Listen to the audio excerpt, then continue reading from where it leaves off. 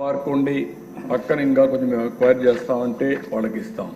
రైతులే వచ్చి మేము 100 ఎకరాలు మేము పార్క్ తయారు చేస్తాం, మాకు కూడా ఇన్సెంటివ్స్ ఇవ్వమంటే వాళ్ళకు కూడా ఇన్సెంటివ్స్ ఇచ్చి వాళ్ళని కూడా ప్రమోట్ చేయడానికి ప్రభుత్వం సిద్ధంగా ఉందని చెప్పి కూడా నేను మీకు తెలియజేస్తున్నాం. ఎందుకంటే ఇది ఒక ఆనవాయితీ రావాలి.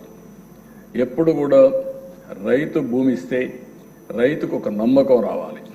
ఈరోజు అమరావతి ఉంది, అమరావతి ఒక మోడల్.